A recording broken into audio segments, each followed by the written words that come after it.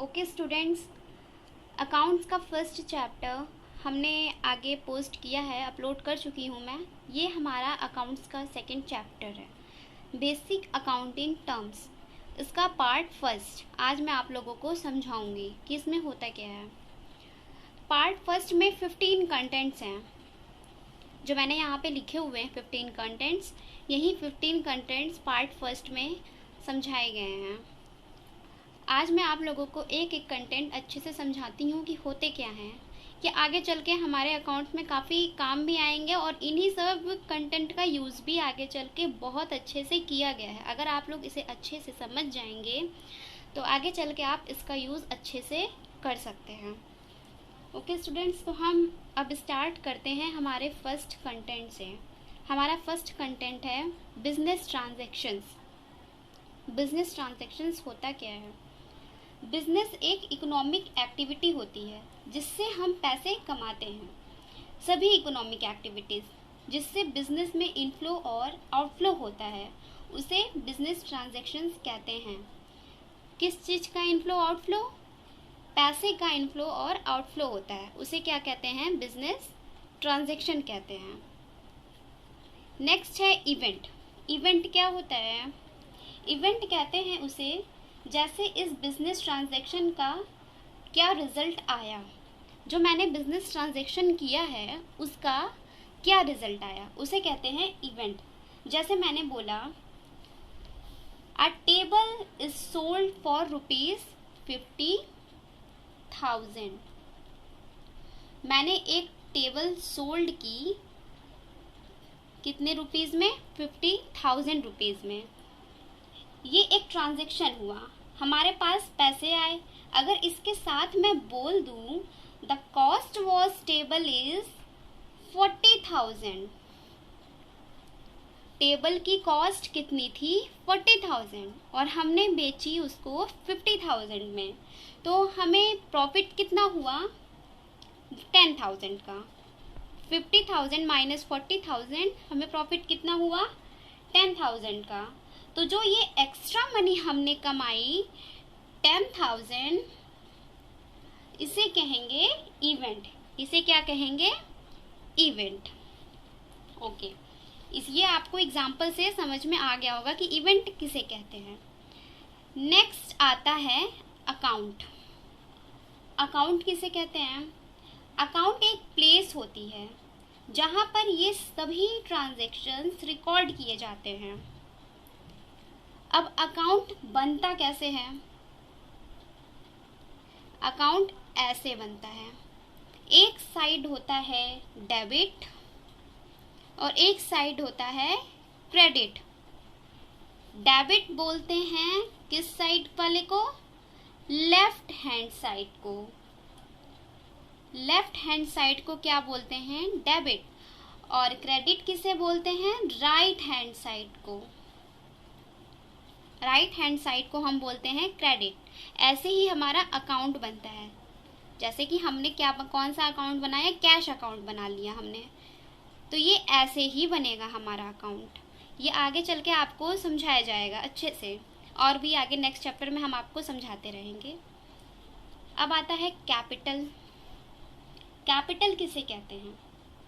जितना भी पैसा ओनर ने बिजनेस में इन्वेस्ट किया है उसे कहते हैं कैपिटल। जो भी पैसा ओनर इन्वेस्ट करता है बिजनेस स्टार्ट करने के पहले उसे कहते हैं कैपिटल। पूंजी, जितनी पूंजी वो लगाता है, ओनर इन्वेस्ट करता है बिजनेस में, उसे कहते हैं कैपिटल। अब आता है ड्राइंग। ड्राइंग किसे कहते हैं?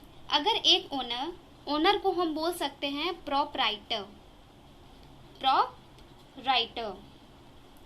अगर एक ओनर या प्रोपराइटर अपने बिजनेस के अर्निंग में से कुछ पैसे निकाल कर ले जाता है अपने पर्सनल यूज के लिए, अपने पर्सनल यूज के लिए बिजनेस के अर्निंग में से कुछ पैसे निकाल कर ले जाता है, उसे कहते हैं ड्राइंग। जैसे कि उसने ऑफिस की अर्निंग में से कुछ पैसे अपने घर के खर्च के लिए निकाल लिए, तो उसे बोलेंगे ड्राइंग। डाउट क्लियर हो गए होंगे? 5th कंटेंट तक आपको अच्छे से डाउट क्लियर हो गए होंगे। अब आती है हमारी लायबिलिटी। लायबिलिटी हमारी क्या होती है? लायबिलिटीज उसे कहते हैं, अगर सिंपल वर्ड में बोलूं तो लायबिलिटीज एक जिम्मेदारी होती है, रिस्पॉन्सिबिलिटी होती है।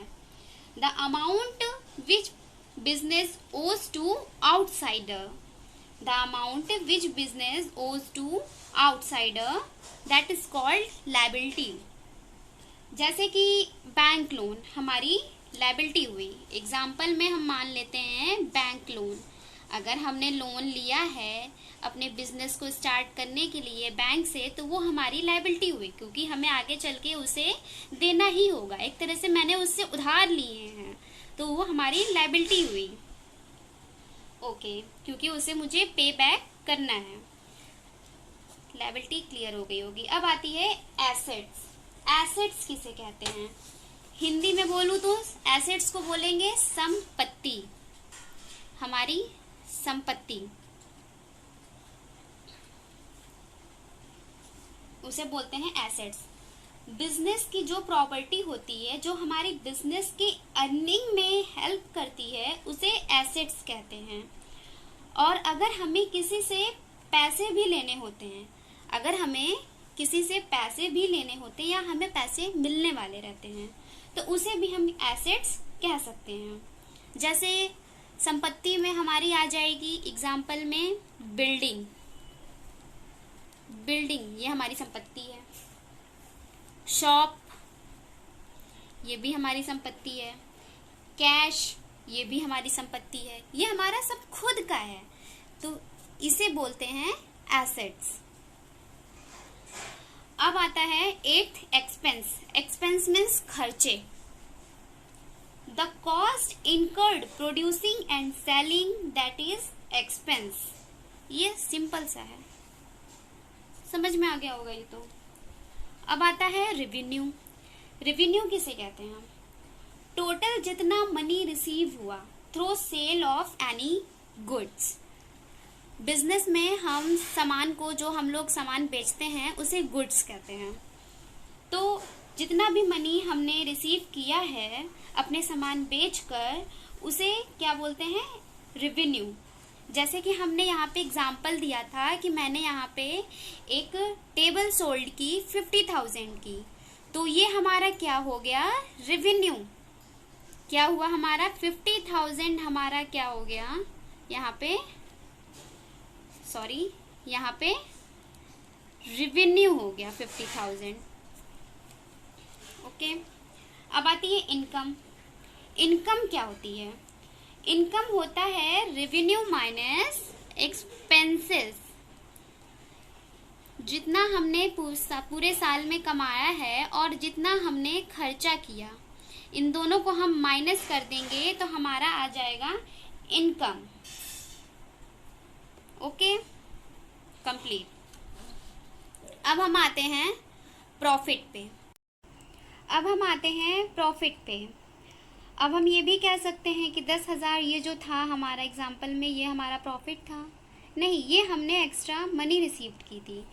प्रॉफिट उसे कहते हैं जो स्पेसिफिक ईयर का होता है, एक टाइम पीरियड का होता है। जैसे हमने पूरे साल की ट्रांजैक्शन देखी और पता चला जितना हमारा रेवेन्यू था, खर्चे कम थे, एक्सपेंसेस कम थे, उस टाइम जो निकलेगा उसे हम क्या बोलेंगे? प्रॉफिट। आई थिंक आप लोग को मेरी बात समझ में आ गई होगी कि उसे हम क्या बोलेंगे? प्रॉफिट बोलेंगे। अब हम आते हैं लॉस पे।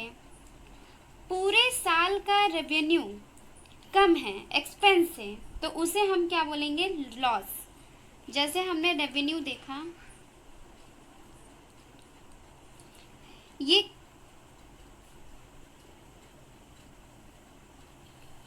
पूरे साल का रेवेन्यू कम है एक्सपेंस से, तो हम क्या बोलेंगे? उसे लॉस। खर्चे ज़्यादा हैं, रेवेन्यू कम है, उसे हम क्या बोलेंगे? लॉस। तो आपको समझ में आ गया होगा लॉस किसे कहते हैं। अब हम आते हैं परचेज एंड परचेज रिटर्न पे। परचेज उसे कहते हैं जब हम कोई गुड्स खरीदते हैं। जैसे हमने कुछ गुड्स खरीदे अपनी खुद की शॉप के लिए, हमने कुछ गुड्स परचेज किए कि हम बेचेंगे, ना कि ऐसा नहीं। कस्टमर जो परचेज कहते हैं उसे परचेज नहीं कहते अकाउंट्स के टर्म में। जैसे हम कोई ग्राहक सामान खरीदता है तो उसे परचेज कहते ही हैं, लेकिन अकाउंट्स में हम कहते हैं कि जैसे हमने अपनी खुद की शॉप के लिए कोई गुड्स परचेज की तो उसे हम बोलेंगे परचेज।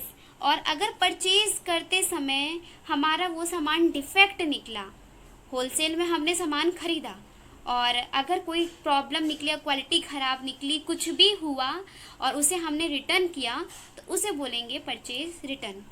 ओके, हम आपको एक एग्जांपल दे देते हैं। जैसे मेरी कपड़े की दुकान है, मैंने थोक में कपड़े खरीदे, यानी कि होलसेल में मैंने कपड़े खरीदे और हमने सडनली देखा कि उस कपड़े में कोई डिफेक्ट है तो हमने उसको आधे वापस कर दिए। जितने जितने में डिफेक्ट है उतना हमने वापस कर दिया, तो उसे हम बोलेंगे purchase and purchase return. Purchase भी किया और डिफेक्ट हुआ तो वापस किया, उसे बोलेंगे परचेज रिटर्न। सेम प्रोसेस हमारा सेल्स एंड सेल्स रिटर्न के साथ है। अब हमने अपनी दुकान से वही प्रोडक्ट मैंने बेचा, मैंने कपड़े खरीदे थे, अब मैं अपने कपड़े बेच रही हूँ। किसको बेच रही हूँ? कस्टमर को बेच रही हूँ और उसे बोलेंगे सेल्स। कस्टमर ने खरीदे, पैसे मेरे पास आए तो उसे बोलेंगे सेल्स। और कस्टमर खरीद के ले गया और उसमें कोई, उसको लगा कि कोई उसका कपड़ा छोटा या बड़ा है या क्वालिटी ख़राब है या कोई फटा है, डिफेक्ट है, कुछ प्रॉब्लम है, तो वो उसे वापस करेगा। कस्टमर कपड़े वापस करेगा तो उसे कहेंगे सेल्स रिटर्न। ये भी आपको अच्छे से समझ में आ गया होगा। अब लास्ट है हमारा स्टॉक या इन्वेंट्री। जितना भी सामान जो हमारे पास बच जाता है, बिकता नहीं है, उसे बोलते हैं स्टॉक। ठीक, अब स्टॉक कितने टाइप्स के होते हैं? एक होता है ओपनिंग स्टॉक, एक होता है ओपनिंग स्टॉक और एक होता है क्लोजिंग स्टॉक।